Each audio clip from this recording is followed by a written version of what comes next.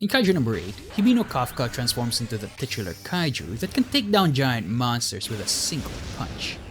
Now imagine wielding that power in your D&D game. In this video, we'll create a new character using a D&D subclass I created inspired by Kaiju number 8. We'll use that character to explore some of Kafka's iconic abilities and showcase how you can use them at your table. I'll also give some roleplay ideas to help you create your own Kaiju-transforming character. Howdy folks, and thank you for being here, and welcome to My Wife Is VMC. I'm DMV and you're watching Husbando Homebrew, a show where we take pop culture to pen and paper. So what subclass fits Kafka the most? There are many possible takes here, like using a druid's wild shape to represent his transformation, or even using a monk to portray his speed and ferocity. The fine mallards over at my community posts even suggested paladin or bard given Kafka's personality rather than abilities. Also, our friends over at the Game Master's Domain channel created a barbarian homebrew of Kaiju number 8. I'll link their video in the description so you can check them out after you watch this video. And while all those ideas are great, I really latched on to this thing. Or more accurately, it latched on to Kafka. This relationship feels silently contractual to me. You see, this power seemingly comes with strings attached, and there's a possibility of his monstrous patron taking control of him when Kaiju push comes to Kaiju shove. So given all that, which subclass fits Kafka the best? In my opinion, Warlock seems to fit him the best. And today we'll be looking over at the homebrew patron, the Monster. With that, we can start at level 1, taking variant human for simplicity. The stats look like this. Since this is a Warlock, we'll max out our charisma as best we can.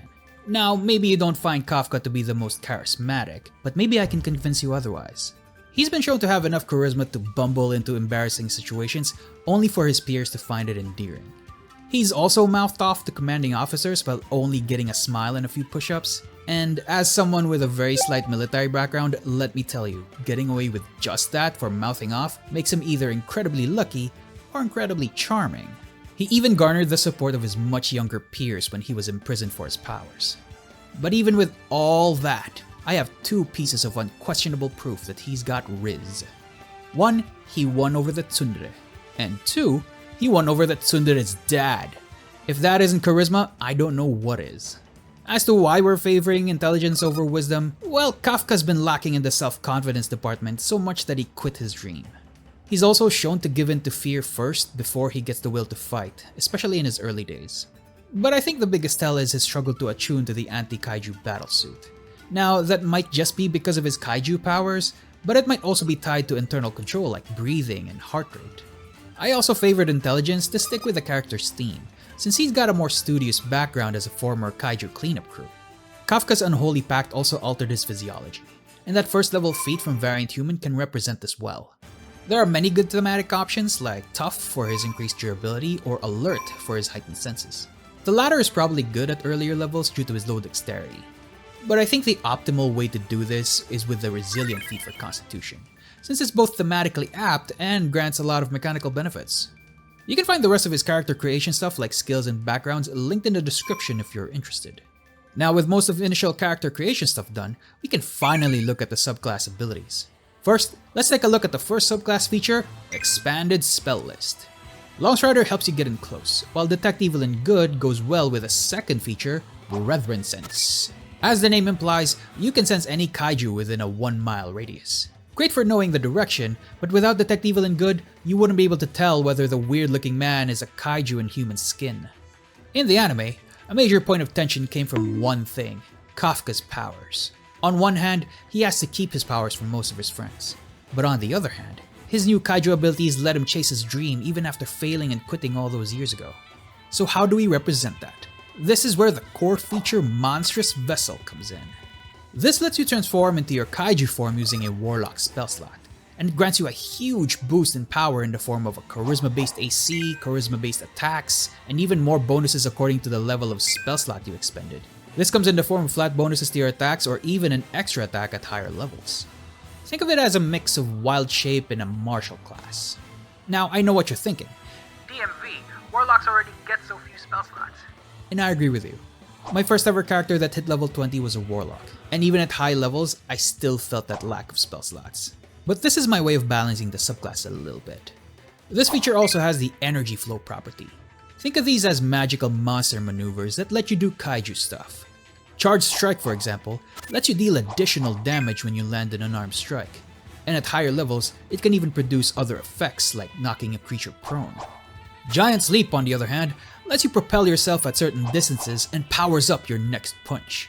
You gain a bunch of these as you level up, and a lot of them are based on what Kafka was able to do in the anime. Depending on your setting, however, this may come at a narrative cost.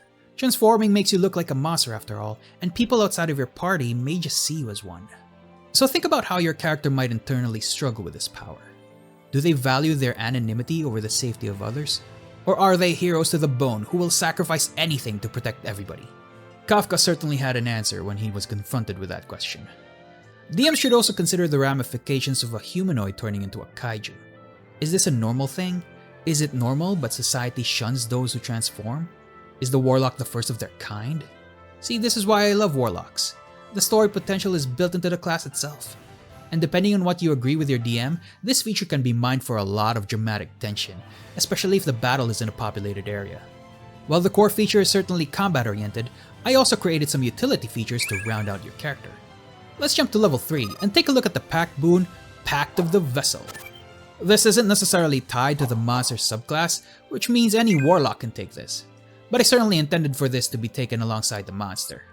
This pact boon lets you use your body as a spellcasting focus, and it also grants you an additional invocation. For this character, I would recommend a Thief of 5 Fates invocation. This pact boon also gets you a bunch of new invocation options that let you do cool stuff like replace material components with hit dice or cast an action spell as a bonus action. We're not done with the utility features, however. Let's jump over to level 6 where you get the partial transformation feature. This lets you get some of your transformation powers without going full kaiju, and it even hides your abilities from the general public. Well, maybe except for the head part. The legs, for example, increases your movement speed, and the arms let you lift cars if you have a high enough charisma. Your combat prowess also grows at this level. At this point, your kaiju form already has a +1 bonus to unarmed strikes and lets you attack twice with the attack action. You also get some new monster maneuvers. For example, anchoring limbs let you root yourself to the ground to grant yourself advantage to attacks. In the anime, Kafka could also block range attacks with his roar, and you gain the exact same ability at this level. Now this is a warlock class, and that means your patron has its own agenda. This happened in the anime too, where the mini kaiju had to take control of Kafka's monster form. So I designed a secret feature that you don't necessarily get by leveling up. Mind over Monster is both a feature and a narrative device for your DM to use. In case your patron feels the urge to micromanage, this small feature/system mechanically plays out the narrative struggle between you and the monster within. Be careful though, because this might permanently lock you out of your character if you're not careful. Now you might have to convince your DM to allow this at your table. In case they think this is a little too overpowered, I linked a damage comparison between this subclass and a few other warlock builds. This subclass slightly outpaces most warlocks in terms of damage, but it lacks in range due to its melee focus. But what it lacks in range is made up for in versatility and defenses, especially in the later levels. You can find the rest of the features in the Ko-Fi shop in the description. On that page, you'll find a link that shows features and options for level 1 to 6 for free. Just as a teaser, higher level features let you do other crazy stuff like an HP regen or catching a blade with your mouth that mutated from your ribs. You know how Kaiju No. 8 and Kaiju No. 10 don't actually fight in the anime? If this homebrew gets 25 sales, I'll make a stat block based on Kaiju No. 10. If you reach that sales goal, I'll have the two Kaiju clash in a D&D versus battle in a future video. And if you get this to 40 sales and more, I'll make a full setting homebrew full of magic items, a subclass, and a few stat blocks inspired by Kaiju No. 8. I'll also put in other sales goals that unlock more subclasses based on characters like Hoshina, Kikoro, or her dad. Also, if you purchase this homebrew, you get a 20% discount code for all items in the shop until mid-October. Now the thing about Kaiju No. 8's defense force is that their enemies can get really gigantic. I think they'd benefit from getting something as big as a Gundam. And I created exactly that for D&D, which you can check out right here. But do stay a while my wife tells you all about these magnificent mallards. A huge thank you to these magnificent mallards.